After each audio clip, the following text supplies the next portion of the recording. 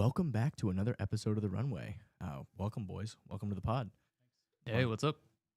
This is GDK here. Hey, this is Alessandro. I used to be known as Einstein NF, but after a long back and forth with X, I was finally able to reactivate Alessandro, etc. Oh, nice. Okay. Oh, it finally came full circle on that. Yeah. They didn't want to let you have your account back, or what? What happened? No, it took a while. I had to basically email support and work with an AI agent that did not understand my request, and then eventually got a human, and they were able to, I guess, press the green button to make it happen. Wow. Well, now they know you're not a bot. Yeah. My name is Jeff. My name is Jeff. My name is Jeff. I'm here with Dora, a swiper. All right. Well, welcome to the pod, my man. Thank you. All right, Paul. Today we are, why don't you queue up our first take, but just to let everybody know, we are giving away another Bitcoin 2025 ticket today. So if you ask a question in the live chat or you engage with us, I'm going to have Paul put the live chat on our screen here in the studio so I can answer questions in real time if somebody has one, and we'll keep track here and who's going to win the, I think it's almost like a $600 a ticket now to get into Bitcoin 2025. So you're going to get a free $600 ticket if you ask some questions in the chat, like, subscribe, do all these different things that they do on socials, retweet, whatever it may be, but get in there. I may need to sneak off to the bathroom and ask a question then. All right. Well, you might have to. That's why you wanted that other account. Yeah, exactly. Yeah, that's I shouldn't have you should have doxed kept myself. the Einstein NF account. You'd been good. All right, Paul, why don't you cue us up with our first take here? Is this real? Is this the one right here by Muse? Not the B. You simply can't make this up. The deceptively edited 60 Minutes interview with Kamala Harris at the heart of Trump's $20 million lawsuit against CBS was just nominated for an Emmy for, wait for it, outstanding editing. They're not wrong. They're not wrong. I mean, I think they're right, actually. They probably do deserve the award. I mean, like, they literally took out her answers, edited them out, and replaced her answers to different questions to make her not look bad. Yep. I mean, that was fantastic editing. That really was. I mean, you know, so aside from the fact that they were essentially stealing public funds to gaslight and manipulate and propagandize the public to make certain people not look incompetent, you just literally can't make it up. They actually settled the lawsuit, I believe, recently because it was so egregious, apparently, that there's really no defense of what they were doing. So crazy times to be alive. I mean, the trust in traditional media still at all-time lows and still going downwards. So it doesn't seem like they've learned their lesson for the most part. That's a troll post, right? They're not really. No, that is literally not a troll post. Like, they are literally, like, that 60 Minutes episodes of Kamala Harris is literally nominated for an Emmy for outstanding editing. Well, it makes me lose respect for the Emmy committee there. Yeah.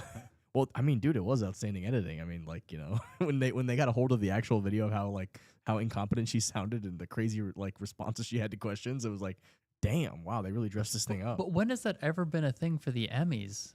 Like, I don't have remember. no idea. Yeah, I thought like Emmys were like movies, or that's Oscars. I think it shows, right? It's pretty much anything for shows. It can be acting, script writing, editing. Oh, okay. All that. Kind of wild. All right, Paul, what's our next take here? Let's bring us down. Pete Rizzo has a take here. Justin, former PayPal, says, Bitcoin is a new money grid that will settle trillions daily. Old networks will not be around. Why don't you, it's about 2 minutes long, but why don't you play this real quick just so we can kind of react to it and look at it.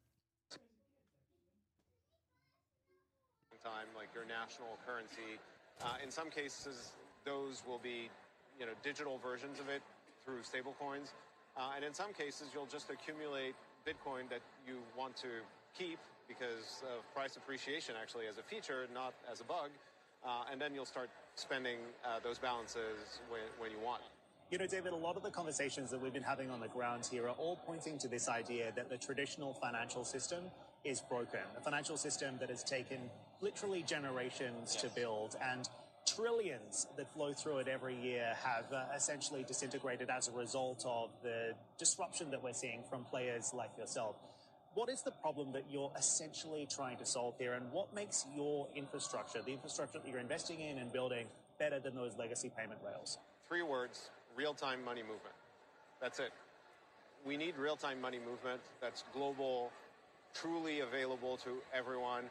truly end-to-end. So not the thing where you receive a digital asset you can't do anything with, and you can't actually trade for the money that all of the goods and services that you need are denominated in. So really, truly end-to-end, real-time money movement. And that goes all the way to your bank account or to the wallet of your choice. And that's the money grid. That's the open money grid that we're building on top of Bitcoin with a variety of technologies and capabilities, like the universal money address that now digital banks all around the world are implementing, and that allows you to actually send from one currency to another currency in real time between two banks 24/7. So, those are the things that, are going to change the game. So big banks, legacy payment systems, SWIFT, watch out. I mean, I think, look, you need to build the best tool, right? No one is sending faxes after the internet. So, the current version of the money networks are like the fax or even telex of, our age. You can pause this now, Paul. If you have a better thing that's actually... Yeah, I think he really, like, the fact that we can send messages and communicate, like, instantly across the world. Like, we have the capability now to do that with money, whether that be Bitcoin, stable coins, whatever, other crypto assets. The technology is here now. The problem that's always been is the trustworthiness of it, because, I mean, we've been able to essentially, email back and forth the wire transfers that the federal government does in their wire transfer system, but they don't, because they want to make sure they go with a time-tested, true system that they know they can rely on, which until Bitcoin and the other cryptocurrencies showed up wasn't really viable in the internet age, because you can easily replicate everything. But now with this technology, we can trust these things depending on the network. Yeah. I mean, it's real time, instant. It's been about 15 years now, so I think it's time to. It's nice to finally have an administration in power that is, actively promoting this, actively getting behind it, because when we don't have these technological breakthroughs, everybody suffers, right? The whole system is worse off. It's less efficient. And I think as we gain these efficiencies, these capabilities, this technology, the whole world runs more smoothly, right? Everybody can do business faster. Everybody can transact faster. People can send money faster with less middleman, less fees, less friction. And that helps everybody. That builds the economy up. I don't think there's been as good of a track record as Bitcoin when it comes to just being consistent over 15 years. Yeah. There's never been an outage. Mm-hmm. There's never been any hacks, any disruptions, anything like that. And it's managed to stay consistent every 10 minutes. There's a new block. 15 years. Yeah, no doubt. I think you're right. I think we've been kind of spoiled too. I mean, there's services like Venmo that can be pretty quick, but like the minute that you need to send a larger sum of money, it's just, there is really no transparency, and it's a really weird experience. I mean, I remember about 5 years ago, I had to send a wire, and I went to the bank, and they just gave me a little receipt, and they were like, it'll be processed in 48 hours to 5 days. And I went home just like sweating bullets. Like, there was no like, hey, this actually went through. Like, I had to wait for the other person to confirm it 5 days later. Like, the minute that you actually send a wire, you realize like, wow, the rails of this system are just like 30 years old. Yeah. Oh no, they're from like the 50s and 60s. It is ancient technology compared to what we have nowadays. It's not even just that, but like the time it sucks away from it literally sucks my soul every time I have to wait on the phone with these wire departments for like fucking 30 minutes, and they run me through all this bullshit. And it's like, listen to this disclaimer, listen to that. No, fuck off. Just let me fucking move my money and do what I need to do. You're wasting my time that I could be doing other things Well, it with. just surprises me that there are banks out there that don't have like an online page on your account where you can do those things. I work with several banks that, you can just queue up a wire online, but so many of them, you can't do it online for your business accounts. It's just ridiculous. It's wild. I think one of the biggest game changers is also cross-border settlements. Not having to wait those. Like domestically, it's one thing, you can get it done pretty quickly. But now that you're dealing with a cross-border settlement, it's you're talking about doing business instantly with anyone around anywhere in the world, essentially. Yeah, that's definitely a huge friction. You're right. I mean, you send a wire and it might land 3 days later because it's got to go through all these intermediaries, and you're sending it to, doing a deal with somebody in Switzerland or somebody, in Dubai or, anywhere, right? It's like, it takes forever. I mean, it's just not, it's crazy that we're still dealing with this in 2025. And it can get lost along the way. Yeah. It's just like, it can just get sent to somebody's account, but they don't register it or something. And now all of a sudden you're down 20 grand and you're screwed. And what was stopping us before? Wasn't it just the double spending problem? Isn't that what the whole intermediary process was? Is to not have any double spending happen? That's part of the equation. The other part of the equation is control, right? Like when you have to go through banks and they can surveil you and monitor you and tell you what to do and fill out 100 pages for the governments, whatever. That's a big component of it, right? And it just adds such a ridiculous burden on the average person that it's probably in America unconstitutional. I mean, I don't know how they've got away with all this bank secrecy stuff, which is blatantly unconstitutional. They've essentially turned like banks into police departments, essentially, like to monitor. It's craziness. It's crazy. But that had such a huge compliance cost. I always rail on KYC AML because it literally is a massive failure. It like 99.9 whatever percent of the crime still happens and gets through, the scams, whatever. It all still happens. Like all it's doing is adding a massive burden on the average individual, and essentially creating barriers to do business and to transact and to shut people out of the system in a lot of ways, right? So it's a waste of time, a waste of money, and it doesn't even solve its problem. And this is the problem with so much of this government stuff, is that there's really no monitoring to see is this actually having the intended result? Is it actually helping things? Is it actually making things better? And I'll put out the argument that it's largely not. It's making things way worse. You're collecting all this personal information on grandma, and then your sister. You've got essentially got these banks that are not set up, and a lot of these places in general that are not set up to collect all this personal information, and then they're constantly getting hacked by criminals, and all that information is constantly being exposed everywhere. And then grandma's getting scammed, grandpa's getting scammed, mom and dad are getting scammed, whatever. People are getting scammed left and right because of the very regime that's supposed to prevent a lot of this stuff. It's honestly comical, and we have to repeal and fix this stuff. Anybody want to follow up on that? I had something. I lost it for a second. So another one of the things talking to exactly that, it's like, oh, we need to stop all of this because there's going to be criminals doing these things. But at the same time, it's also how are you defining what's a criminal act? Because back 5-10 years ago in Colorado, trying to go buy a joint was considered a criminal act. And so, but all of the people said, no, that's wrong. And we eventually overturned the laws. Mm-hmm. And so we were still able to transact in that industry because of cash. But if they try and shut everything down with your digital currency or anything, they're going to crush anything that's going to help the society evolve and overturn some societal norms. Mm-hmm. Some things need to stay forever. Murder is wrong. Murder is bad. But, smoking weed, California, Colorado, Washington, what is it, like 20, 30 states are now saying, okay, we're okay letting this happen.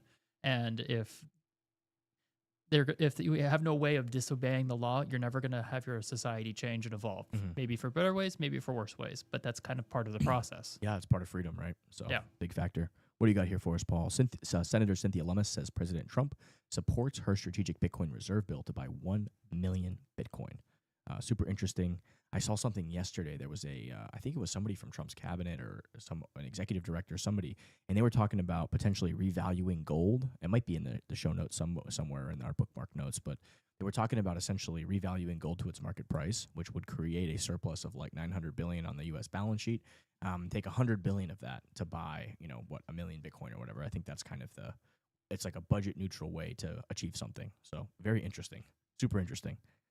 I wouldn't count him out. I wouldn't count him out on it. I just want the SEC to finally give some damn guidance. Yeah, I mean, I think they're working on it right now. They got Paul Atkins in, who's very business friendly, very industry friendly, technology friendly, and he just is kind of like, hey, look, like we're not gonna play in the game. We're just gonna be the referee on the sidelines, and we're gonna support innovation, support technology, and try to make common sense stuff. So, I can see why they want to try and label like Ethereum or Binance or some of the others. Blockchains that have smart contracts, but Bitcoin doesn't have that. It's literally just digital asset. There's no smart contracts. It is what it is. Mm-hmm. So trying to define that as anything other than a commodity doesn't make sense. I think they need a tariff wallet where it's like if you want to pay for tariffs, you just have to send it into a wallet and send it in Bitcoin. It's budget neutral. Yeah, I mean, they're paying right in. So that's funny. Hey, what do you got here, Paul? The U.S. government holds 198,109 Bitcoin currently, followed by China with $190,000 Bitcoin. The Bitcoin space race. So not 190,000, 190 Bitcoin. No, it's saying 190,000 Bitcoin. Okay. Yeah, which is a lot more than 100. So I think this strategic Bitcoin reserve from Cynthia Lummis is national security, essentially, right? Yeah. We have all these nation states now rushing to the hardest asset known to mankind, and just how we're racing essentially to take leadership in AI and various emerging technologies, this I think is going to determine who remains the most powerful entity. All right, Paul, take us to our next take. What did Trump's? Yes, I will. One second. What did Trump say about whoever holds the gold makes the rules? Right. He just recently said that, and that is another component. They're bringing back the gold to the United States. Apparently, there's only like 8,000 tons in existence, and there's 5,000 tons on its way to the U.S. Where the hell has it been all throughout this time? Right? Are they arbitraging it throughout the entire world? But beautiful thing with Bitcoin is, we know where it is at all times, and we can mine asteroids for it. So in the end, it will win. So next take, while we're on this subject of nation states, and I thought this was interesting with Doge here. You're gonna turn off your mic, Paul, because it's the echo. But pull up that. Yeah, they found that they're spending $5 trillion dark every year. Yeah, go up a little bit. I don't know if it's 5 trillion, but like click on this. Let's play this link here. I guess we were paying the Taliban $130,000 a contract with the Taliban, and then Via the the Institute of Peace. That was a wild one where they were like trying to like not let the government officials into the building and doing all this crazy stuff. Just play this from this cabinet meeting. Yeah, so it was by far the least peaceful agency that we've worked with. Yeah. Ironically, of course. Additionally, we found that they were spending money on things like private jets, and they even had a $130,000 contract with a former member of the Taliban. This is real. We don't encounter that at most agencies. Yeah. What was the money going to the Taliban for? So it was a contractor. They received $130,000 for generic services. And to Elon's point, there was not actually a clear description of what the contractor services were for. But was it for opium? Generic services. Unclear. Or weapons? Or nothing. Or nothing. or abroad. Or, yeah, nothing. And you naturally have to ask the question, well, how did we get here? Like, when the country was founded, there were only 4 agencies. Today, there are over 400. So there's been a 100x increase in the number of agencies since the founding of the nation. And thanks to President Trump, he's now signed 2 executive orders to start to reduce the number of agencies in the government, and the Institute of Peace was one of them, which is why our team went in to try and understand what was going on. And that's when we found all of the craziness, like the weapons in their armory. We found the payments to the Taliban. Okay. Yeah. Oh, yeah. So try to hide the evidence. Right. So just a few hours after we got into their headquarters, we found that their chief accountant had actually deleted over 1 terabyte of accounting records from several years. So you'd have to ask the question, well, why would somebody do that? The DOGE team, fortunately, was able to recover that data with the help of a few great employees at the Institute of Peace. And I think the most troubling thing was they received $55 million a year from Congress, and any money that went unspent, instead of returning that to Congress, they would sweep it into a private bank account, which had no congressional oversight. And that's what they would use to fund things like events at their headquarters and the private jets. And so I think it's a great example because most Americans don't know what's going on at a lot of these smaller agencies. And this is, I think, the most extreme case of some of the wasteful spend that we're finding. So the agencies are hiding money from you. They're sending it to the Taliban. They have loaded weapons in the department buildings. At the Institute of Peace. At the Institute of Peace. Yes. That's right. So this is a cover-up when you guys roll in. This one, yes, a cover-up. Yes. It's a cover-up. They did delete a vast amount of financial information. That's really a definition of a cover-up. Isn't that illegal to delete evidence? Yes. You can pause Shred the documents? You can pause the video here. I mean, it's obviously fraudulent bullshit. Yeah. Totally. I mean, these people need to go to prison for treason. That's I literally figuratively insane. want heads to roll. You can't even make this type of shit up. I mean, it's unbelievable. When I send this to my left-leaning friends, they're just like, "Oh, this is all lies." It's like, no, dude, this is not lies. This is 100% real. Total fraud. But total I mean, like, bullshit. how do you talk to people like that? I don't know. I mean, that's just what's so disturbing. Everything that the corporate media says, like, oh, that's completely truth. The Maryland man, and they'll swear up and down lie that about that's everything. true. Just everything is a fucking lie. It's insane. It's like 2 different realities. Well, it's because no one's giving. There's no more good faith acting between the 2 parties. We assume that they're just lying off the bat. Yeah. Yeah. I mean, and you look here at this next one here. I'll read it. You don't have to play the video. It's another 2 minutes long. Go up to it. Let me just read it. Elon Musk and Doge exposed that taxpayer money was spent renting out Caesar's Palace and stadiums for parties. The computers at Treasury pay about $5 trillion per year. When payments are made, they were There was formerly not a budget code on there, so if a payment was made, you didn't know what it was for. So there was $4 billion of a $4 billion COVID fund in the Department of Education. There was no receipts required, so people could just draw down on it. They found out money was being used to rent out Caesar's Palace for parties, rent out stadiums, etc. So the one change that DOGE made was the simple requirement that if you draw down money, you must first upload a receipt, and upon doing so, nobody drew down any money anymore. Generally, the fraud starts out small, and they try to hide it. But year after year, if nobody stops the fraud, it gets more and more brazen. And every year it gets bigger until they are literally renting out stadiums. I mean, that is like unfucking believable this is happening. Did any of you guys see the Tucker Carlson interview with, it was like one of his last ones. I don't remember the person he interviewed, but he was talking about the rehab industry.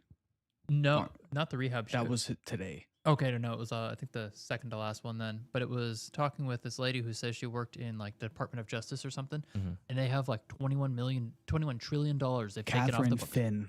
Yeah, Finn. Go ahead. They took like $21 trillion of money off the books to create basically a private government and underground bunkers to set up for catastrophe and whatnot. 21 trillion? Dude, that's insane. So That's a lot of money. when she found out at the time, she realized that that's exactly how much the nation was in debt. Dude, this can't be real. I mean, that's it's real. insane. She worked under Bush. Yeah. She was So what's going on? Where did that money, like, where's so the money? it went dark, completely dark. What? Yeah, it's just I'll have to look more into that. I don't know anything about it, but I'll pull up a yeah. clip. wow. I Yeah, actually see if you can pull up a clip actually from what she's saying. I mean, I clipped that part. 21 out. trillion is like an absurd number of money, amount of money. Like that just doesn't seem real to I'm me. gonna but pull up a clip I'll where have she to do talks more. about it. Yeah, you can find a She's clip. credible. She's making the rounds. I've never heard of her before in my life, so I can't say. yeah. But whether she's how credible or many not, government officials can you say that about? Yeah, Lots. I guess you're right. That Here- part's Settle true, our but debt I'm or interested underground bunkers. to hear more about it. Underground bunkers. So we do have a live. Is this a live question here, Paul? Yes, we've got a live question So- from Lost Peanuts. Lost Peanut. If Lummis's bill gains traction, oh, you blocked out the question, so I can't see it now. Yeah, weird. Oh, I He's see the building chat. anticipation. He's just building anticipation here. If Lummis's bill gains traction, how might it reshape the regulatory battleground between state sovereignty and federal overreach in crypto? And does it risk entrenching legacy interests under the guise of clarity? Those are a lot of different angles of a question, but sounds like an AI question somebody generated. But It's a good one. how might it reshape They're the trying to regulatory win that ticket between to somebody's trying to Bitcoin win the ticket to Bitcoin conference 2025. between battleground between state sovereignty and federal overreach in crypto? I don't really think those Well, things are really compatible because you can have I can have a personal Bitcoin treasury. I can have my company have a treasury. The state of Florida that I live in can have a Bitcoin treasury for its activities. The federal government can have a strategic Bitcoin reserve, right? So like, Well, I mean, I don't really think there's any. the more important thing to focus on is talking about the sovereignty and between the different levels of government. But it comes more down to the sovereignty between a government and its people, because so much of the crypto market hasn't been getting any approval and like acceptance from government, and it's still going. Yeah. Like it hasn't stopped them, so they can make all the laws, but if they can't get the people to follow them, it means nothing. I don't think it's an either or. I think it's an and, right? I think that the federal government and the states can sort of both, stockpile. I mean, we're talking about a strategic resource. Like you could oil, or if you're in an area that experiences hurricanes, you might want to stock up on something else, and the federal government can do the same. So, I don't really think it makes any sense really when it comes to entrenched interest. It's kind of like, do you want to have a strategic reserve of sound money, the hardest money to ever exist, which you can use for whatever in a case of an emergency or use as an asset to lend off of? I mean, I don't think, like you said, it's not an either or thing. There's potentially the option for cooperation between states and federal government, right? I mean, to your point of being able to loan that Bitcoin, I think that's really interesting. If there's a state that needs, an asset to sort of build capital to do some investment, the federal government can sort of step in and provide that. Well, it's also going to really change the relationship between the two of them, because right now the federal government will buy off state actions, like state policies, like the legal age for drinking was 18 years old, but then the federal government tied a bunch of road financing and funding. They wouldn't give that money to the states until they set it to 21 years old. Yeah. but they can't do that anymore because they can't just print the money. Yeah. So like they can't force their way with that anymore. Well, Trump's doing it now with the whole Harvard thing. If they want to keep doing all this DEI racist stuff, like give people benefits based on their color of their skin, if they're going to continue to be racist, he's going to continue. I mean, let's just call it what it is, because that's what DEI is. It's literal racism. Like, hey, we're going to give you something because you're Hispanic or because you're black or because, whatever it may be, right? You're a woman. We know you're a woman, Kyle. So It's the hair. It's right. It's the hair. All right, Paul. Did you find something on this lady that you've been telling me about, Catherine Fitz? Yeah. So Catherine Finn, Finn, I believe, unless the word. Let's see here. So she, here I clipped this part where she was at Hillsdale discussing this. Does everybody remember the Kavanaugh hearings? Oh, yeah. Very salacious, very entertaining, very interesting, very galvanizing. While that was happening, the Republicans and Democrats, the House and the Senate, and the executive branch agreed to something called Federal Accounting Standards Advisory Board Statement 56. Doesn't that sound really boring? And what I call it FASB 56. What FASB 56 did by administrative policy is said the federal government doesn't have to obey the laws and the provisions of the Constitution related to financial management. It doesn't have to obey the financial management laws, and it doesn't have to obey the financial management regulations. Now, remember, we hadn't been obeying them since 1998 or even really trying. But literally, they adopted an administrative policy that codified the financial coup that was happening. And what they said was a secret group of people, by a secret process, could take portions of the federal finances, balance sheet and income statement expenses, and take it completely dark by, again, a secret process. And if you bring in the classification laws as well and the waiver powers of the National Security Director, that not only applies to the 24 covered agencies and 100 plus commissions, panels, and other organizations of the federal government, it also applies to the big banks and defense contractors who do business with the federal government. So what that means is if you're an investment advisor, you look at the stock market and all the large cap stocks and the big bond issuers, their finances mean nothing. I no longer look at the financial disclosure of the U.S. government because it's entirely meaningless since fiscal 2015, which is the last time we calculated the 21 trillion. Interestingly enough, we've talked this in the last 2 days about the debt problem when we did the full survey that documented the 21 trillion missing from DOD and HUD. That was done by a wonderful professor from Michigan State University, Dr. Mark Skidmore, and his students. When we published it, guess what the outstanding debt of the United States was? $21 trillion. 21 trillion of undocumentable adjustments, $21 trillion of debt. So again, we don't have a financial problem, we have a governance problem. No doubt about that.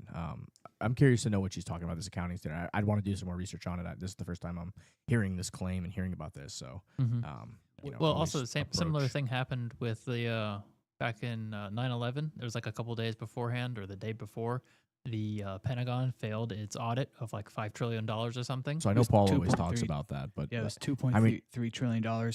And that wing in the Pentagon, their accounting wing, just happened to be blown up the next day. So I did a little research on this, so I am educated on this. Like, this is not like this all of a sudden just cropped up. Like, they had been failing audits every year for like 50 years. And like this amount of money was literally, they failed every year for 50 years, and it finally had reached that amount of money. So I don't think like it wasn't anything like big surprise. Like, everybody knew about this for a long time. So right, but I mean, it's kind of that happened, and then we all all of our attention went over to the whole 9/11 tragedy and whatnot. So just saying, same thing with this instance where they're talking about they had the whole Kavanaugh hearing, and while that hearing was happening, this FASB 56 went through. Yeah, it's I mean, you're the accounting guru. Why don't we look up this FASB 56 on Grok and see what the hell this is? Do you know anything about this, Kyle?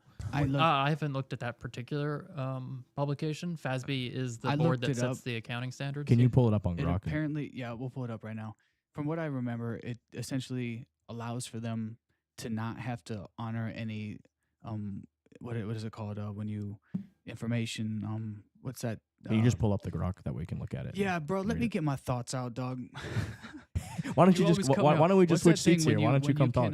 When you can Here, why don't you come query the come, government? Come sit down. I'll take over the Poor computer. Paul's doing like 17 things at once. I know.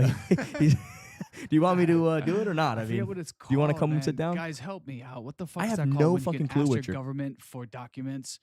It's a fucking God. Think for a second. I can't. I'm on the spot right now. How about we pull up Grok and we actually look this up so Oh we can my read it God. out loud while you We try to know collect your exactly thoughts. what I'm talking about. It's when you ask the government for documents and they have to disclose that information.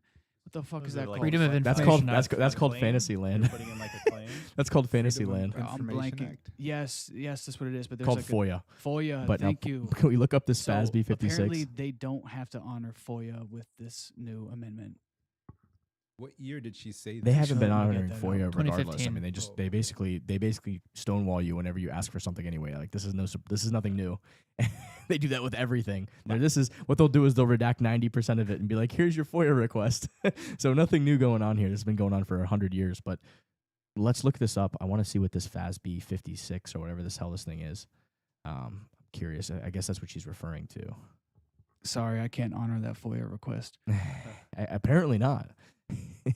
I am practicing. I'm following leadership. Okay, I believe example. you're returning to FASB Statement 56, issued by the Federal Accounting Standards Advisory Board, as there is no FASB 56 in the context of the Financial Accounting Standards Board. FASB focuses on private sector accounting standards, while FASAB, FASAB. What is FASAB Statement 56? Is a federal accounting standard that allows federal entities to modify or obscure financial information if publicly available, in publicly available general purpose federal financial reports, which, to begin with is fucking insane because it's public information and they're a public government. So to prevent the disclosure the of exceptions we make for So here's what they're national saying. security. Yeah, so to prevent the disclosure of classified information, particularly when national security is at stake. So that's always the carve out. Yeah. It's just national security, right? The standard was developed in response to concerns, notably from the Department of Defense, that applying generally accepted accounting principles, which is GAAP, could inadvertently expose sensitive national security details during financial audits.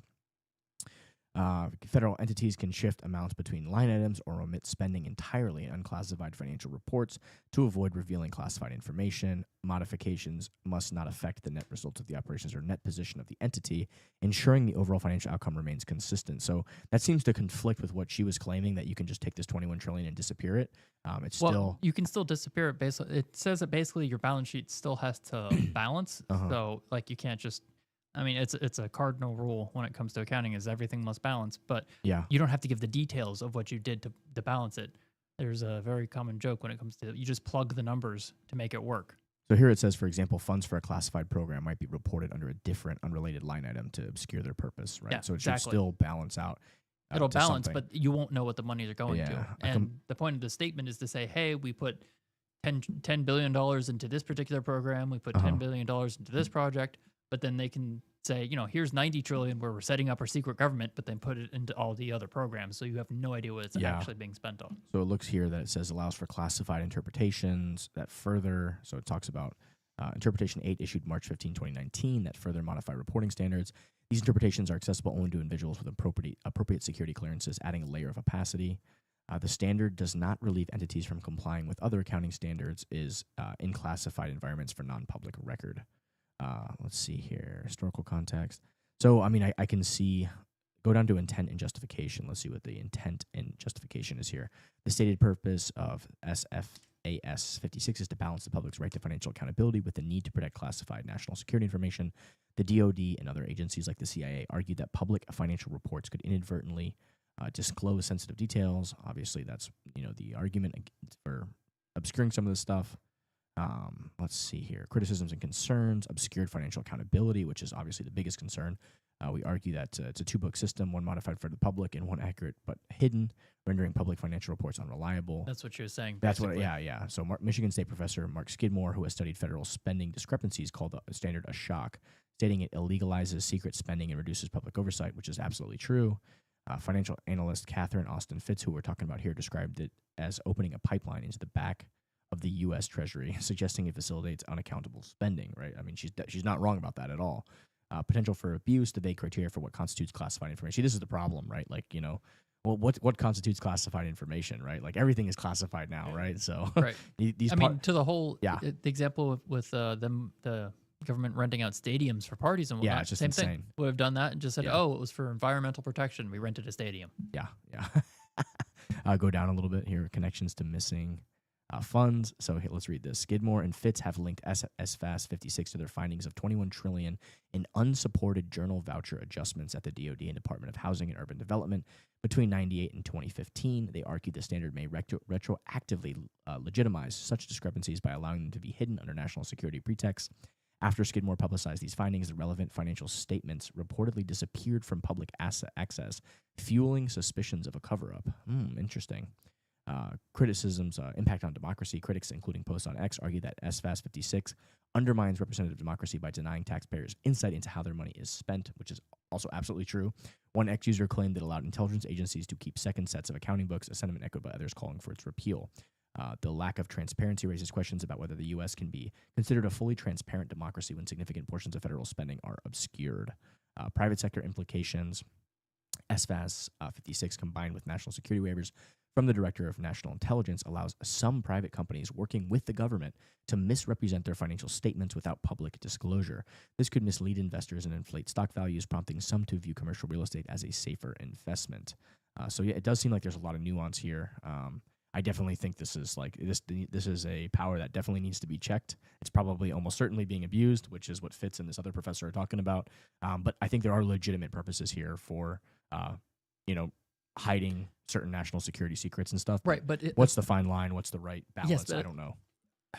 We've had so many cases of abuse that I have no trust anymore. And we could be jeopardizing people, but that is much less of a concern than all of the corruption that I'm certain is happening behind the scenes, because we've scratched the surface and we found something. So I don't care if it's going to jeopardize some of your secret operations. That's kind of the point at this point. Maybe I don't know what you're doing. Maybe like a 5-year window, like you get to hide it for 5 years, but after 5 years is up or 10 years is up, like there's got to be some disclosure, and like if you were doing funny business, like you can be prosecuted. Something like along those lines, where if something is super critical, the Congress or president, whoever, whatever committee can override that and should say, loop in a different branch of government. Yeah. There should be another branch of government I think so too. that has a say in this, because it feels very similar to like the FISA warrants, where it's basically they were just like, we're going to create our own path here that don't work with civil judges at all, so we can sort of do whatever we can spy on our political opponents.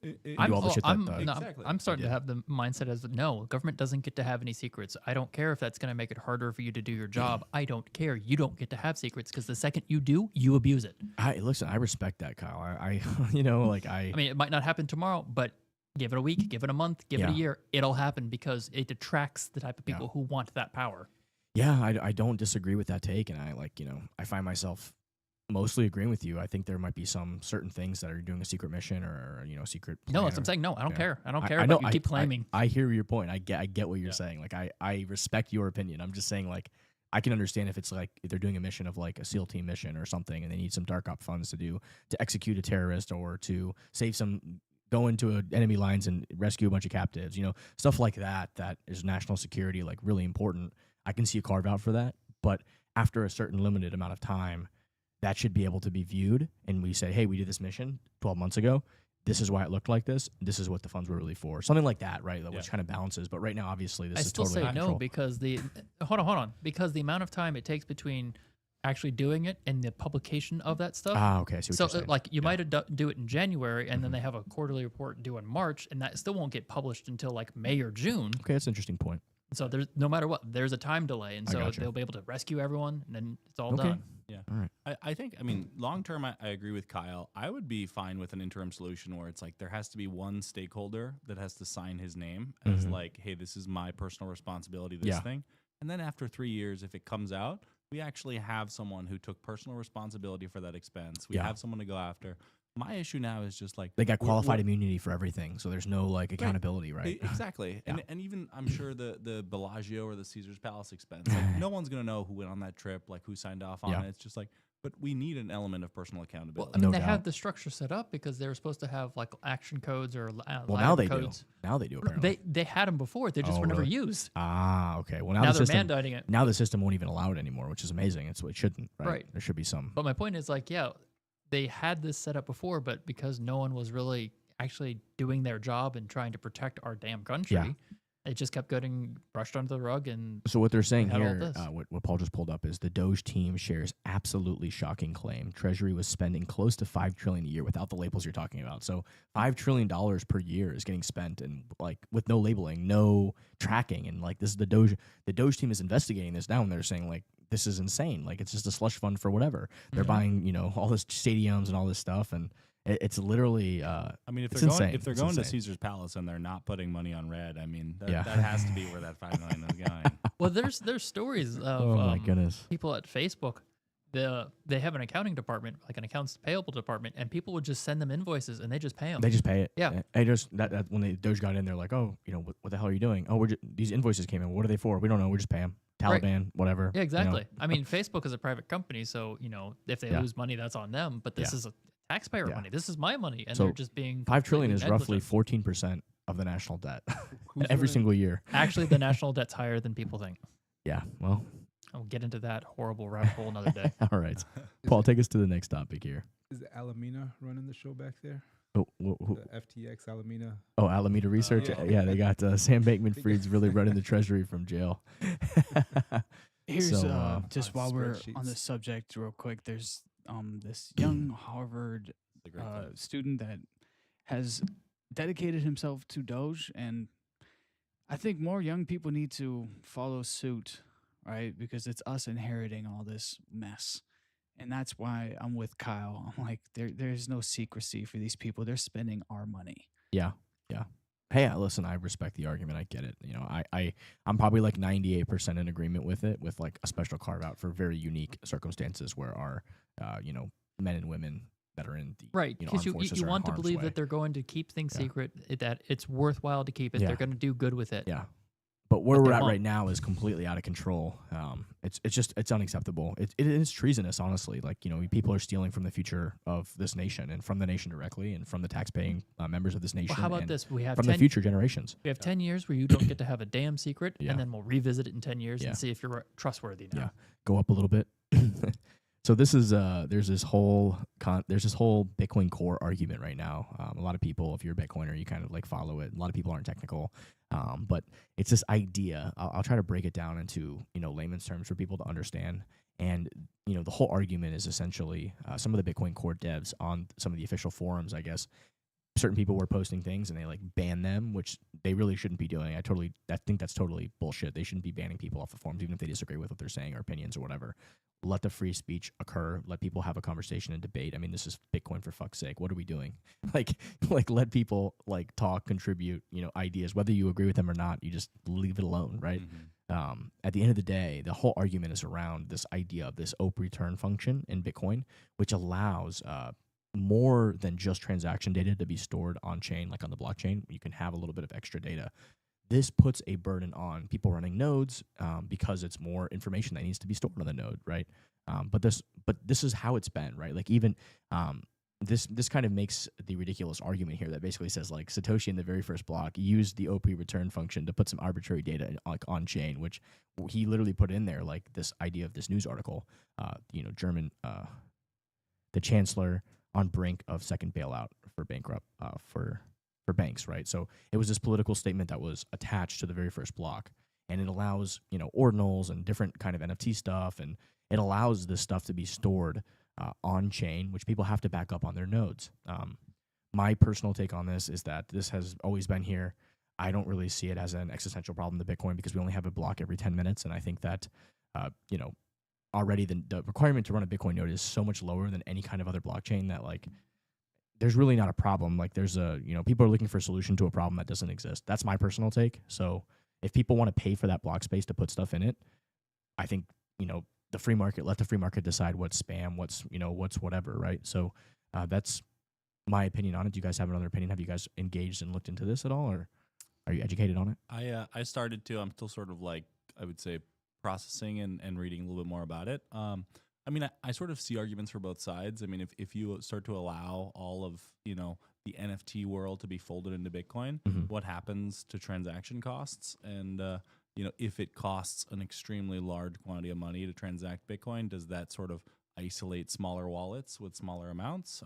But, I mean, I will say that the past couple months, we haven't really seen an insane sort of drive up in transaction costs. So maybe we're, arguing 10 steps ahead before we probably need to have this discussion. And that would really suck for miners to have all those extra transaction fees. I mean, well, you're biased, so I understand your stance. I'm being hyperbolic and putting my bias on the table for our listeners. But yeah, I mean, I think at the end of the day, if people are paying for that block space, like they are paying for it, like that's, if they want to put a monkey JPEG on there and they want to pay to do that, like I'm happy to provide that service for you. And smaller to answer it, to kind of build on what you were saying, is Bitcoin's base layer is like not like the future of Bitcoin on the base layer. I think is going to be governments, institutions, huge transactions. Mm-hmm. I don't think the pleb will live on the base layer personally. Like I just think that you will be on Lightning, and you won't want to live on that base layer because the fees will be so high in the future when governments are settling like they do with Swift now. When huge corporations are doing transactions, when people are buying houses and cars and really expensive high value transactions.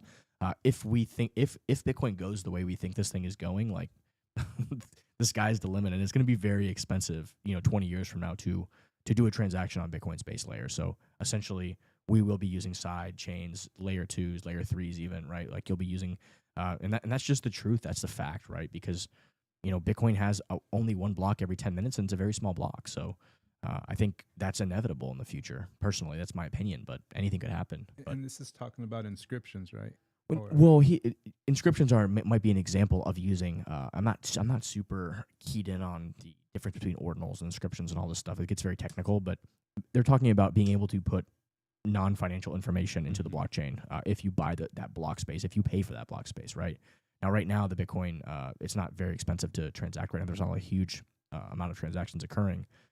But at certain times when things happen, that block space fills up very quickly. Bitcoin goes to 150,000. You're going to see more fees. You're going to see more activity, more interest, and the fees will rise, right? So people are doing NFT collection launches or whatever, the fees go up, right? So I remember when Rune was minting stuff. Rune example, another one, It was like bloating up. Transactions costs just skyrocketed. And obviously they didn't really make any money off of that, so they stopped. But there you go. There's a free market, right? It is the free market. If it's worthwhile, the activity will continue. If it's not really worth it, it's not really going to continue. And it's a waste of investment by those people, and they learn their lesson, right? True. Hey, using Bitcoin's blockchain to put, monkeys or whatever, maybe that's not the wisest use of this block space. When there's tons of other blockchains that are built for that purpose. That's my opinion. Like people are like, oh, NFTs on Bitcoin. Like, sure, you can do it, but why would you? Like, do you need that level of decentralization to have fucking, do you want to have all the miners in the world stamp this monkey on the block? Like, do you need that decentralization, or can you go do that on Ethereum or Solana or whatever? Like, those are better places for that kind of information. That's my opinion, but I'm not going to stop somebody who wants to try or wants to do it or, whatever. I'm personally inclined to leave it, but so long as it's limited. So maybe a limit to old Twitter rules, 140 characters or something. I think there is a limit on it. I think that's currently what the situation is. Because there might be things that the two people that are doing the transaction want to include because they want that stamped for all time and all history for their own future reference. That isn't going to be relevant to the rest of the people trying to use Bitcoin. Yeah. So what about I've recorded a 3-hour podcast with Bob on this very issue, I think, in the past, but let's pull up his take here to see, because he's on the other side of the equation, I think, up to what I think. What about having like deeds or something, like a deed to a house, or like those types of things could be on chain. I don't know if Bitcoin is the best blockchain for the base layer of Bitcoin is where that information should reside. You could have another blockchain that actually does all of the recording for that, and then you put the transaction hash when you're transferring the asset into the Bitcoin layer. Yeah, because that way it's like it's a reference for the two parties for an external activity. I think that's what they were doing. Stamped I think that's what the guys who were doing the vote and stuff, they were hashing something on. I can't remember exactly what the website was, but they were getting the hash information. They were taking the image or picture of the voting totals, and what they were doing is they were converting that into a hash, and then they were taking that hash and stamping it into Bitcoin's blockchain, and then you go grab that hash and you can reverse it through the thing to actually see what the hash represents, which is this image of voter totals. Right, but the only thing I'm afraid of is what happened to Bitcoin SV, I think, where they put a bunch of inappropriate material featuring children onto the chain, and now it's there for all time. Like, I want to avoid that. Yeah. Well, I don't think there's any way to stop, bad things from happening. It's, it is what it is. We can't stop it, but I still want to try. Well, you got to have the, what'd you say? Bitstamp, I think is what it was. Bitstamp. But for the votes, having it. No, I can't. I want Bitstamp. I don't know if it's Bitstamp. It might be something else. It was they actually, Jeff, I don't know if you remember, and you guys were at the Bitcoin meetup. They came to they presented at our Bitcoin meetup probably about a year ago before the current elections. I want to say they tried it in Honduras or Ecuador or something like that, where they rolled this out first. But let's read Bob Burnett's take here on the whole OP return thing. I know he's got a very nuanced opinion. The turbulence that has risen out of the OP return PR has taken a lot of energy from the whole Bitcoin community over the past several days. To a certain degree, that is unfortunate, but on the other hand, I believe it is good because it brings to the forefront some fundamental issues with the community. As you all know, we don't have a CEO or board of directors. We therefore can only be successful and follow a common path via community alignment. Bitcoin's biggest threat is not government bans or quantum computing, but losing cohesiveness and direction. In other words, the only enemy is us. We use this latest issue as an inflection point upon which we learn how to all better engage, or we drive a schism. It is up to us. I got up early today because I wanted to capture some thoughts about where we stand and what issues we really face. I sent this note out to the Bitcoin dev mailing list earlier today, but since that is a small group, I wanted to share the guts of that note with the broader audience, and this is what follows. Number one, those outside of the dev community are perplexed by the process and feeling discounted, unheard, and or rejected. Most of the issues, PR, BIPs that the dev community deals with are beyond the ability of the general population to understand, but occasionally there are ones that they grasp, at least somewhat, and for which they have opinion. I've certainly learned that when someone has an opinion, it is really important to let them express it. Otherwise, the pressure inside them builds and they erupt like a volcano. The Bitcoin ecosystem and its members are radically different today than 5 to 10 years ago. It is bigger, wider, and has broader interests now. It appears that process and communication mechanisms currently used by Core are not capable of reaching the community properly anymore. Note that communication means two-way as well. When someone buys Bitcoin or starts working with the ecosystem, there is no membership guide, owner manual, or employee onboarding process. It comes off very badly when someone trying to engage is told that they don't count or aren't using proper channels, especially when they don't even know where to go learn the rules of engagement. That isn't necessarily anyone's fault, but I've been involved in Bitcoin since 2017, and even now I'm still learning new things about the engagement process, and there definitely have been several surprises and frustrations for me over the past handful of days. The ecosystem is much more complex than ever before, with people and companies developing products and services with assumptions of how Bitcoin will operate. Many of these are being done in stealth mode as well. Some people are pouring their heart and soul and money into their projects, and the expectation of a standard is often crucial. I am one of these folks. Beyond what I do in mining, as the CEO of Barefoot Mining, and as a board member at Ocean, I have been working for 2 years on a project related to enhancing block space access. This proposed change in standardness may impact my project in a negative manner, and it is certainly possible others might be in a similar position. Regardless, changes to standardness are huge. I spent most of my career within the personal computer space and learned the hard way that changes to standards are a dangerous game. I expand a bit on this other X post. 3. The proposed change also appears to be reduction in flexibility and configurability. In general, this is never a good thing. In my opinion, we should be going in the direction of giving people more choices and flexibility, although it is fine to make suggestions, set defaults, or provide general guidelines. How someone configures their node and creates their mempool is akin to free speech within Bitcoin. The same goes for those like me that are miners and create our own block templates. This is also part of our free speech and our business. In the end, though, whether you are a user or a miner, the more choices you have, the more freedom of speech you have. Side note, ultimately, as a miner, I am in the business of creating block space. At least that is my view, and contrary to popular belief, miners are not always motivated to simply pick transactions that generate the highest block reward in the immediate block. And as time goes by, this will become even more common and apparent. I've spoken a lot on this recently in public forums, so I won't dwell on it here. 4, finally, there is the issue of an OP return change. If it encourages more spam, and if we are just caving into an inevitability, I am against the proposed change, and even if that is true, that the spam will ultimately find a way, I feel we are acquiescing way too early. Enough has been said on this topic in other forums, so I won't go further. Interesting post by Bob here. So I disagree with his take. I disagree with the end part of it where he talks about the spam is like, at the end of the day, if spam is stuff that like has no cost, that's my personal opinion. And if you're willing to pay to have that block space on Bitcoin, like that is your right. That is free speech. And no matter what you put on there, even if it's a picture of a monkey wearing a dress, that is your right and you paid for it, right? So that's the rules. That has been the rules of the game. Satoshi used this to put information on the blockchain. I mean, this is what it is, right? So here he says, the first comment is kind of interesting. Thanks for sharing your ideas. Good for thought. I'm curious of your view, considering Bitcoin has a monetized capacity for just 4 megabytes every 10 minutes. what is spam versus free speech? He says spam would fall under the free speech banner. So even though I don't like it, I have no desire to get in the way of your node broadcasting it if you wish. Nor do I wish to stand in your way if you are block template creator miner of making blocks with it. That said, I want to maintain the right to not broadcast those transactions and to create the blocks I choose. Additionally, I feel like we should not be changing the definition of what is standard. I agree with it. Like a lot of what he's saying here on that front. Like, yeah, people should, as a miner, you should have the right to, when you get a block and you mine the block, like what information you want to publish, you can put together. Like that's your right as a miner. And it costs more to put that information on there for your transaction, right? Usually, the more block space you use, the more you as a customer have to pay. Like if you're broadcasting something on Bitcoin, there's a finite amount of space depending on the block that you want it published in. If you want it published right now, and there's a backup in the mempool, it's gonna cost you more. So you can think of it this way: is all right. He's willing to spend the money to put it on there. Either what he did overall created value for the economy, just between the two parties, but value was created, and so he's going to profit from that by literally profiting. Or he destroyed value, and then he's going to lose all of the money, so he can't do that anymore if he does it enough. So it's kind of the people who are going to be spamming are going to lose the money, and it's going to go towards the people who are actually creating value out of that.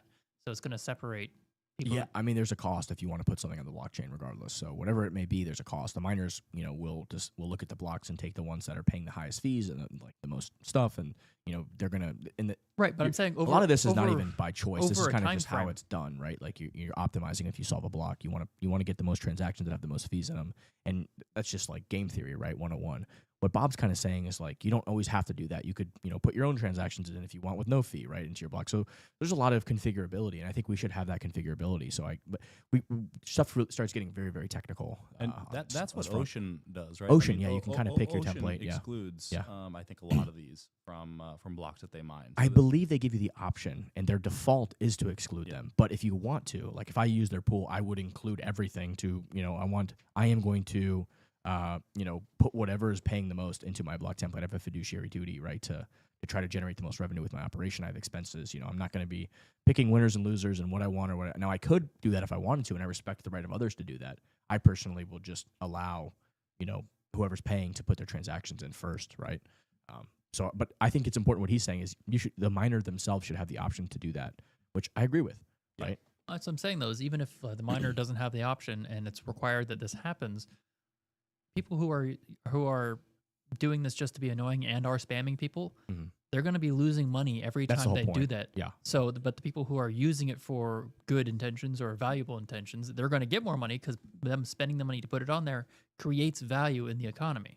So, like, yeah, someone might be a dick and just spam it a bunch, but they'll run out of money eventually, and then all of a sudden they have no money. I think the idea of proof of work is a spam filter in and of itself. So, like, there is a real world cost to publish this stuff, to process it, exactly. to post to the blockchain, and to store people it. from doing it. And if you say, I don't care, I'm doing it anyways, well, you'll make yourself go broke. But all of a sudden, now we have your money, and now you can't do it anymore. There you go. I think that hits the nail on the head, right? But like to say that other miners, like, should Bob be forced to publish if he solves a block, should he be forced to put that information in his block when he publishes it? No, of course not, right?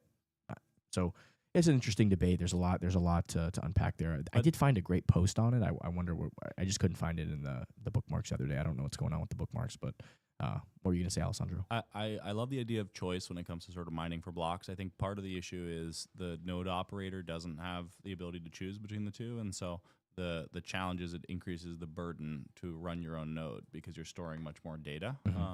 And so I think part of the concern here, at least for one of the sides, is essentially increasing the burden for node operators. So I'm going to kind of disagree on that because, I mean, you can get a terabyte. That's what I'm saying. It's for like $50. We run some other blockchain nodes, and it's like insane. And like a Bitcoin blockchain, we literally have nodes running on like literally stuff I bought 5 years ago, like super cheap, and it's like the whole Bitcoin blockchain history, even with OP return in it, is like we're not even coming close to using up the drive space that I have on that device. I have like a 2 terabyte drive or something. I agree. I don't want Bitcoin getting bigger than the 4 megabytes it is for exactly that reason. Because some of these other chains, they have like a year or two, and they're probably magnitudes larger because of all the crap they're trying to shove in there.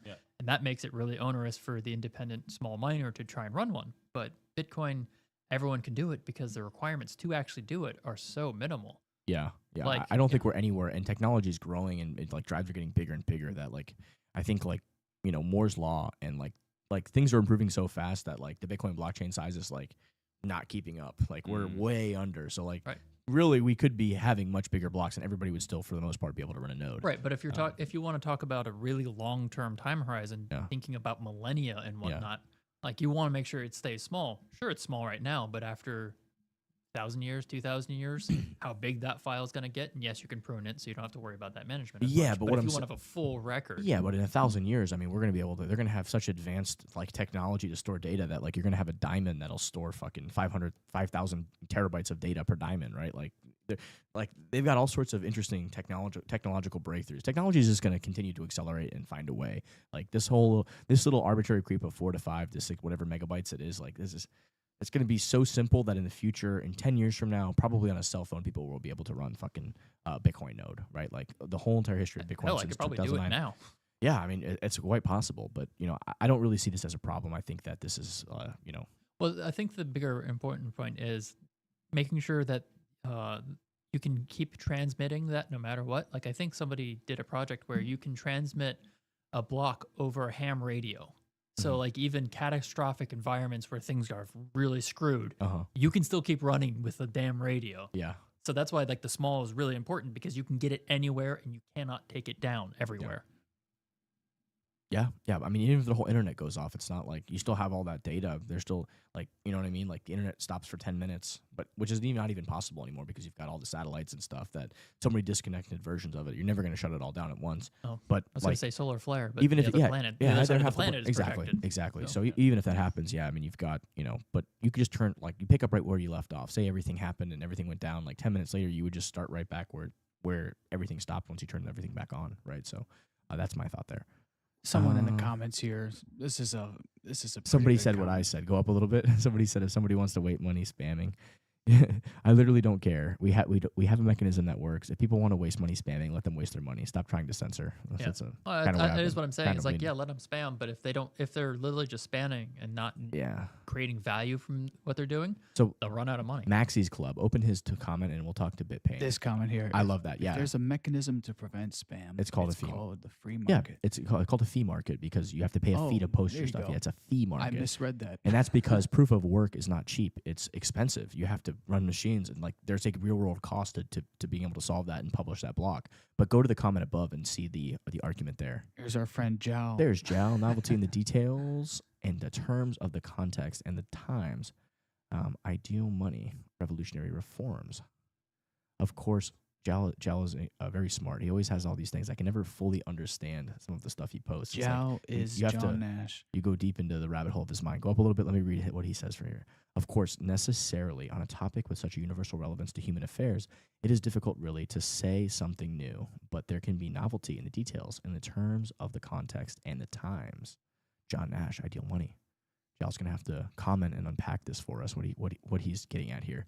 Go up a little bit. Actually, oh my goodness, that was so funny. All right, let's move on to the next topic here, Paul. In exciting news, Aaron Van Weerdum, one of your favorite authors alive, our good friend Aaron, has officially been ranked as top-rated #1 book on Amazon. Looks like Amazon made it official. Not gonna lie, this is awesome to see. So, if you haven't checked out our Cypherpunk'd series with Aaron Van Weerdum, going down the rabbit hole of his book, the Genesis book, it is like we did a fantastic job. So, I think it's a 10 to 12 episode series on Cypherpunk'd. And Aaron is brilliant. Really enjoyed having him here in town to be here in the studio with us. And if you haven't bought his book, highly recommend buying his book. Get it. Get the audiobook on Audible. It's a fantastic listen. It's really some fantastically interesting stories about all of the history that led up to the creation of Bitcoin, the communities, the groups of people. So kudos to Aaron. Congratulations, my friend. Congratulations. And the book essentially ends at where Bitcoin starts, right? Is that correct? Yeah. So it kind of like that prequel. You kind of get the prequel of the people think like Bitcoin just came out of nowhere. It was like this magic internet money that's like just was created, but like really Bitcoin was the result of 50 to 70 years of cryptography research, economic history, monetary history, legal theory, game theory. What's the other? aspect of it, computer science, like with the Byzantine generals problem. Finance. So there's all these different groups of and communities of people that had a mission and gave a piece of something to Bitcoin. And Satoshi had the brilliance to take all these different ideas and bring them all together to create Bitcoin. So Bitcoin was built on the backs of many brilliant computer scientists, entrepreneurs, it's just like intellectuals. All of society. We all stand on the economists. shoulders of giants. There you go, exactly. So Aaron's book really brings that to light, and the series that we recorded on his book, we kind of went through it, and really, like, I got to ask a lot of questions that I had from the book, and so go listen to the book, go read it, and then come back and watch the Cypherpunk series that we recorded with Aaron. It's really good. All right, let's move to our next take here. And just a reminder, guys, give us a follow, a like. I know I got to always say this. And also, we are giving away today a Bitcoin 2025 ticket where you might get to go meet Aaron. So you can meet Aaron in the flesh. I'll make sure to align that up for you if you win this ticket. Whoever asked the best question on the live chat, whoever asked the best question in the comment section, retweets, whatever, we'll pick a winner, and you will get a free Bitcoin. I think it's $500 to $600 value of a ticket right now. You'll get a free ticket to the Bitcoin conference in Las Vegas coming up here at the end of the month. So, yeah, chime in if you have any questions. We'll answer them live. Let's see here. Alex Bakuchi, 2025 Bitcoin price predictions have been rolling in, and they're staggering. Not from influencers, not from banks, hedge funds, and asset allocators. I take these with a fine grain of salt, but interesting nonetheless. Here's what they're projecting and why. So here we've got like Standard Chartered, H.C. Wainwright, Cena 21st Capital, BlackRock, Fundstrat, Anthony Pompliano, Chamath, Van Eck, 10X Research, GFOX Survey. And it looks like all the price predictions for 2025 and their core thesis, macro hedge, institutional flows, the halving cycle plus regulatory clarity, quantile modeling, 2 to 5% institutional allocation, liquidity boom, demand shock, monetary escape valve, institutional roadmap, technical rally, sentiment index. So people, I always talk about this, people buy Bitcoin for all these different reasons, right? All these different reasons. And it's not, people aren't always buying Bitcoin for the same reason, right? So like you might be buying Bitcoin for a very different reason than you're buying Bitcoin for.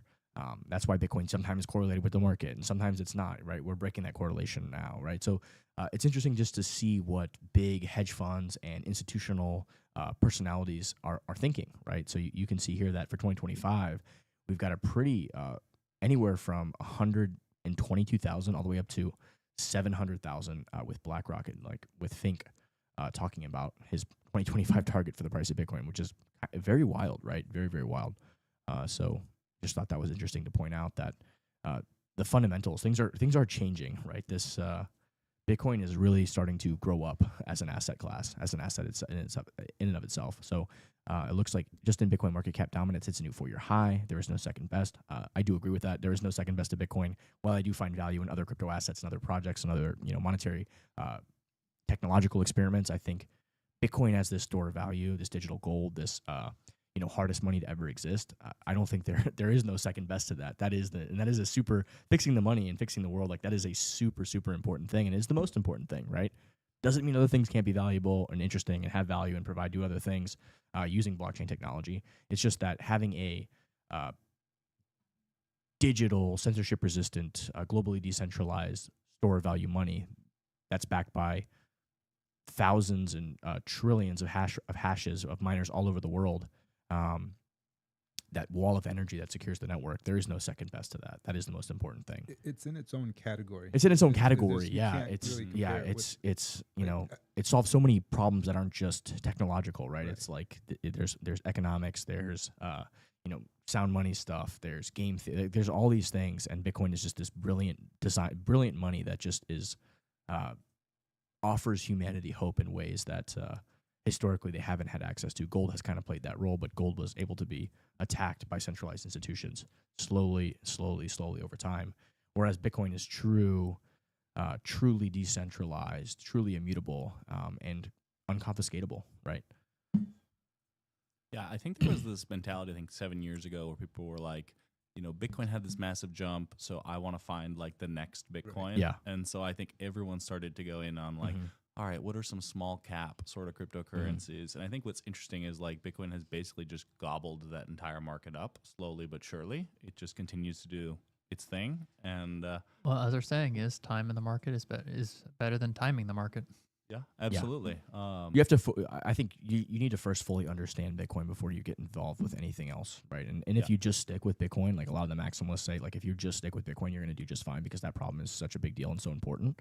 But there are other interesting things, other interesting technologies, other use cases. It's just that Bitcoin's mission is so important, and it's so valuable to understand money and to understand these things that like I can see how people just that's everything, right? To them. Now Bitcoin money isn't everything. Like, so I could tell a lot of Bitcoin maximalists, like, dude, not everything is money. Like there are other things that are important too that, people can find interesting and enjoy and have fun with and do stuff on blockchain and their stable coins and all these other things and DeFi protocols and which are amazing and interesting to me personally, even if it's not to you, but to me it is. And I do engage and learn and interact with those things because I find them technically interesting. Whereas Bitcoin just does its job. Every 10 minutes, a new block, the slowest blockchain, whatever, but it does its job. It's maximally decentralized. It's where you can store that value, right? So, different strokes for different folks, I guess is the way to put it. Yeah. With a focus on Bitcoin being the most important thing. Speaking on different strokes for different folks, touching on that subject, the author of Rich Dad, Poor Dad. Robert Kiyosaki. Robert Kiyosaki just posted about Larry Lepard's book. And as you know, Larry was on our last show. We're doing a series on the Big Print, which I genuinely believe is going to orange pill the masses. And as we're seeing here, it's getting recognized by other legends in the space who advocate for, wealth preservation. And now we're seeing this bend. We're seeing people come around finally, and I think Larry's going to have a big part in articulating this message to this audience. Larry's been in the studio, and we are in the process of recording a series on his book, The Big Print. So highly recommend giving his book a listen. It's a fantastic book. It's written in a way that anybody who, even if you like don't understand Bitcoin or like you've never even heard of Bitcoin, right? Like you can give this book to your parents, your grandmother, your grandpa, literally anybody. And the first half of the book, for the most part, like doesn't even talk about Bitcoin. Like it just kind of talks about everything that's happened in American history over the past maybe 100 to 200 years. And it's important because people right now are kind of like inside. Like if you've never heard of Bitcoin and you're kind of just like inside this matrix where like you don't even realize, right? So like Larry's book is kind of like it sets you up to realize, okay, take the orange pill, take the red pill in the sense like this is the world you've been living in and the reality that you've been in, but like actually here's what's really happening. And once you just lays it all out to you and you really kind of see, I'll take a quote here from Robert Kiyosaki from Larry's book. This book is written because the system has been set up and controlled by a so-called elite group of financial and government people who don't care about you or your well-being. They have tilted the game board in their favor. This leads to the record wealth inequality we experience today, causing problems at all levels of our society. The system is broken because our money is broken. So the main core thesis of the book, and it's kind of what I was talking about earlier with Bitcoin, is like the money problem is an extreme problem, and right, like there's a famous quote of our generation it says something like we were born too early to do something to discover the world and too late to travel the stars, or we were born too late to discover the earth and then too early to travel the stars, but we came just in time to fix the money, right? So I think that's what Bitcoin is, right? And it really, when you look at all these issues and problems and things happening, this massive fraud occurring at like the federal, like with DOGE discovering all the scams and the fraud and the nonsense, it's like, this is because of a broken money. Like this would not be possible under a Bitcoin standard because there would be financial responsibility. And many of these departments and all these things that literally almost are like parasites to the American taxpayer, that just like the Department of Education, for example, just sucks money from everywhere. And literally 20 years later, they're funding Caesar palaces and they're going to renting out stadiums like a slush fund. They've got a $5 billion COVID fund they're still taking money from that should be returned to the taxpayers. And student outcomes have gotten worse. Over the course of their existence. So they've actually failed the people, right? And under a Bitcoin standard, like these things don't exist. Like this never even is allowed to happen, right? Because they can't just print money. They can't, hide it, disguise it, do all this stuff. There's true accountability. So fix the money, fix the world is the thesis of the book. And I highly recommend reading it. Highly recommend you can listen to it on Audible. I think Walker did the Audible overlay for it. He used the audiobook reader. But then listen to the book and then come listen to our Cypherpunk series on the book with Larry, where we unpack. I get to ask him all sorts of questions, personal questions, all sorts of stuff, questions about the book for the follow-up on that. So highly recommend.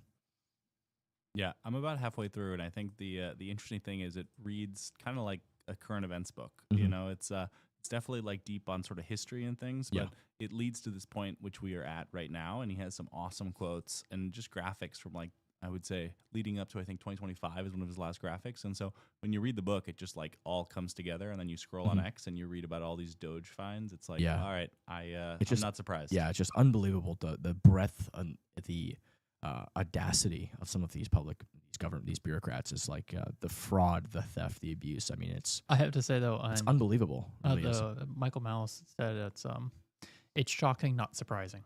It's shocking, not surprising. You're right. Yeah. So 2 other quick stories I wanted to talk about real quick before we go, because I do have to head out of here in a minute. The Trueflation U.S. Year-over-year inflation rate recently dropped from 1.57 to 1.35. What's behind the decline? And it talks about some factors. So it looks like we're actually going even lower here inflation-wise. So inflation is still coming down, even though there's all this tariff uncertainty, all this stuff. This is a leading indicator. Trueflation, they've been remarkably accurate. They've been ahead of the federal government and their government statistics because they know how they work, and they reverse engineer it, and then they can kind of just like replicate it ahead of time, which is fascinating. So it looks like inflation is still coming down. Will the Fed cut rates? I don't know. Will showing further inflation coming down when the government reports come out, will that maybe have them reduce rates? I guess we're going to find out. I think there still is uncertainty on the tariffs. Are we going to get trade deals done? What's going to happen there? Is it going to cause prices to increase? I think a lot of that's still up in the air, and maybe they're in just this wait and see mode on that. So I see people talking about China is suffering a lot from the tariffs. Yeah, I think they're suffering more than people realize. People are like, oh, China can do this for much longer. Meanwhile, like, I think Xi Jinping has like disappeared half of the government that's underneath him. He's purging people that have discontent. So I don't know. I'm not sold on that narrative that like the U.S. needs to fold first. I think that China is a lot more of a paper tiger than people realize. And one thing to point out is, China does a lot of our manufacturing, and we need to bring some of that back home. But food production, we still handle ourselves. Yeah. So it'd be better if we can make our own tractors, but we're not gonna starve because we still produce. I think we produce a lot of our own food. Sure, we import avocados and whatnot, but no one's gonna go hungry no one's gonna starve. Hey, go up a second, Paul. Can you go to the show the Kraken thing? That was an interesting thing today I heard about. So I guess a North Korean operative attempted to join Kraken. They're obviously trolling here. We had some questions. Is that your final answer? I guess they had asked him a bunch of questions and he couldn't answer, just like basic like questions that anybody from America would be able to answer. So they like knew he was an operative. But can you open that thing real quick? I think they posted a link underneath in the comments. Go down a little bit. Yeah. So like if you actually read their blog, they'll talk about, they actually did like a counter intel on the operation on this guy, where like they got just a bunch of information about how they operate, how they work. They were actually able to like just keep him on the hook, like say, yeah, we're gonna give you the job or whatever, and kind of just like keep like monitoring him, maybe trying to get him to connect his computer to see where he's operating from. So thought it was very interesting. Tyler here, Crypto Whale, says sophisticated threats require sophisticated defenses. Not all exchanges are equal. Our security team are built different. That's classic. But I just thought it was cool. Anybody got any thoughts on that before we go? I mean, it's cool they recorded the whole thing. I mean, I hope they publicize it. It'd be kind of fun to just like see the whole thing. But definitely very clever on their end, and very cool for them to post it on Twitter. At least a couple clips. Somebody should go read their blog on it and check it out. But I thought it was super interesting. So, all right, guys. Well, do we have any more questions? There's a free ticket. It looks like do we have any more, Paul?